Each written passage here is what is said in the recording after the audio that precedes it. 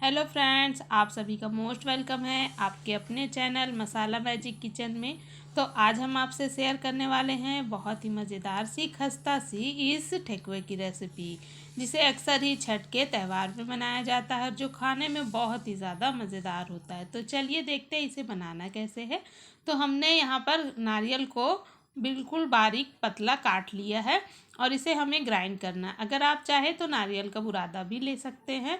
और 3 से 4 खुशबू के लिए हमने हरी इलायची ऐड की है और इसे हमें अच्छी तरह से ग्राइंड कर लेना है बिल्कुल बारीक।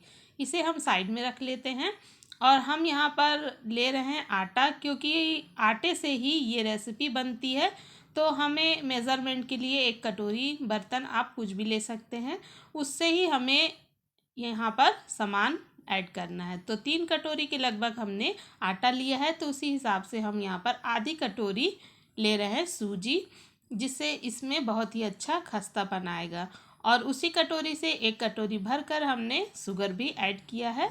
और सॉल्ट हम यहाँ पर थोड़ा सा बिल्कुल हाफ टी स्पून ऐड कर रहे हैं, इससे भी इसका टेस्ट बहुत ही अच्छा आएगा।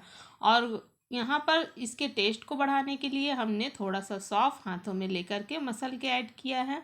और इसमें बहुत ज़रूरी है मोयन, तो मोयन हम यहाँ पर घी का ले रहे हैं। तो घी से ये रेसिपी बहुत ही अच्छी खस्ती बनेगी। तो 2 से 3 बड़े चम्मच हमने यहाँ पर घी लिया है। इसे हल्का हमें गर्म कर लेना है, बहुत ही ज़्यादा गर्म नहीं करना है, हल्का सा बस घी को हमें मेल्ट करना है। और इसे हम ऐड कर लेंगे आटे में। और अब हमें इसे अच्छी तरह से मसलना है, यानी कि इसका जो मोयन है वो अच्छी तरह से हमें मसलना है। अगर आप चाहें तो दोनों हाथों से भी इसे अच्छी तरह से मसल सकते हैं। तो दोनों हाथों से मसलने से बहुत ही अच्छे से ये मोयन मिक्स हो जाता है। और जब ये अच्छी तरह से मोयन मिक्स हो जाए तो हमें इसकी मुट्ठी बांध कर देखना है कि ये अच्छी तरह से बंध रहा है या नहीं। अगर इसकी मुट्ठी बनती है तो आप समझ लीजिए कि आपका जो मोयन है वो परफेक्ट है। तो देखिए यहाँ पर मुट्ठी बंध रही है। अगर आपके आटे की मुट्ठी नहीं बंध रही हो तो थोड़ा सा आप घी और ऐड कर सकते हैं। और बस हल्का हल्का हमें पानी की छींटी देना है और इसमें बहुत ज़्यादा पानी ऐड नहीं करना है। हल्के हाथों से हमें इसे गूंद लेना है। और ग्राइंड किया हुआ नारियल और इलायची भी हम यहाँ पर ऐड कर लेंगे और बस इन्हें हमें अच्छी तरह से गूंद लेना है। शक्कर हमने यहाँ पर खड़ा डाला है, उसे ग्राइंड नहीं किया है। तो खड़े शक्कर के दाने ठेकुआ में अच्छे लगते हैं। और पानी हमें बिल्कुल थोड़ा ही ऐड करना है और बिल्कुल टाइट सा इसका डो हमें बना लेना है। अगर हम बहुत ज़्यादा पानी ऐड कर लेंगे तो शक्कर भी अपना पानी रिलीज़ करेगा और आटा गीला हो जाएगा। और जब इसके ठेकुआ फ्राई करेंगे तो बहुत ही ज़्यादा ऑयल ऑब्जॉर्व करेगा, इसलिए हमें बहुत ही ध्यान से बिल्कुल टाइट साइज़ का डो बनाना है, वो भी बिल्कुल थोड़े पानी के साथ। और डो को हमें रेस्ट भी नहीं देना है, क्योंकि जैसे जैसे शुगर मेल्ट होगा वैसे वैसे आटा हमारा गीला होता चला जाएगा। तो फटाफट से हम इसे बनाना शुरू करते हैं। थोड़ा सा पोर्शन हाथ में लेंगे और इसी तरह से हाथ से ही हमें इसे बेल लेना है, यानी कि रोल कर लेना है। बेलन की मदद हमें यहाँ पर नहीं चाहिए। और पतला पतला बिल्कुल हमें इसे काट लेना है स्लाइस में। और इस रेसिपी को बनाते समय हमें डो को बहुत ज़्यादा गूंदना नहीं होता है, जैसे हम रोटी में गूंदा करते हैं, हल्का ही हमें इसे गूंदना रहता है।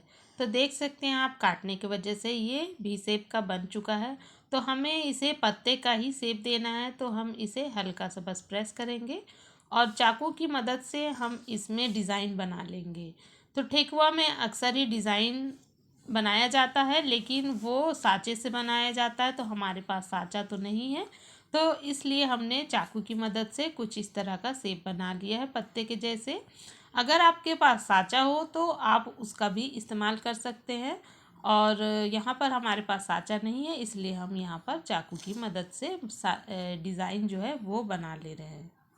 तो अगर आप चाहें तो इसे किसी और शेप का भी बना सकते हैं, जैसे गोल या चकोर। तो मन चाहे शेप में हमें यहाँ पर सारे ठेकुआ जो है बना लेने हैं। तो देखिए इस तरह का हमने बना लिया है और इसकी जो मोटाई है वो बिल्कुल इतनी ही होनी चाहिए, इससे ज़्यादा मोटी नहीं होनी चाहिए। तो सारा ठेकुआ जो है हमने यहाँ पर बनाकर तैयार कर लिया है और इसके डिज़ाइन देखिए बहुत ही अच्छे भी लग रहे हैं। तो चलिए इसे हम फ्राई कर लेते हैं। तो पहले हम छोटा सा पोर्शन लेकर के ऑयल में डालेंगे। जब इसमें बबल्स आने लग जाए तभी हम ठेकुआ को फ्राई करेंगे। फ्लेम हमें बिल्कुल लो पे रखना है और ऑयल हमें बहुत ज़्यादा गर्म नहीं करना है। तो ध्यान से हमें यहाँ पर इसे फ्राई कर लेना है। और ये बहुत ज़्यादा सॉफ्ट होते हैं तो इसे हमें हल्के हाथों से ही चलाना है, बहुत ज़्यादा नहीं चलाना है। जब ये एक तरफ से हल्के से सिक जाए तो ही हमें इसे पलटना है। तो थोड़ा सा यहाँ पर ठेकुआ को हम एडजस्ट कर देते हैं और इसे बिल्कुल धीमी आंच में ही कुछ देर पकने देते हैं। जब हल्का सा इसका कलर चेंज हो जाए तो हम इसे एक एक करके हल्के हाथों से ही पलट लेंगे। फ्राई करते वक्त ठेकुआ बहुत ही ज़्यादा सॉफ्ट होते हैं तो इसे हमें बहुत ही ध्यान से फ्राई करना होता है, हल्के हाथों से ही पलटना रहता है। तो बस इसी तरह अलटते पलटते जब तक इसमें अच्छा सा कलर ना आ जाए तब तक हमें इसे फ्राई कर लेंगे। तो अगर आपको मेरी रेसिपी अच्छी लगी हो तो लाइक, शेयर और सब्सक्राइब ज़रूर करिएगा और बेल आइकन का बटन दबाना मत भूलिएगा ताकि मेरे सारे वीडियो के नोटिफिकेशन आप तक पहुंचते रहे। और इस रेसिपी को ज़रूर ट्राई करिएगा। ये बहुत ही ज़्यादा खस्ती और मज़ेदार सी बनती है और आप अगर चाहे तो इसे बना करके 1 से 2 महीने तक स्टोर भी कर सकते हैं। ये काफ़ी दिनों तक खस्ती ही बनी रहती है।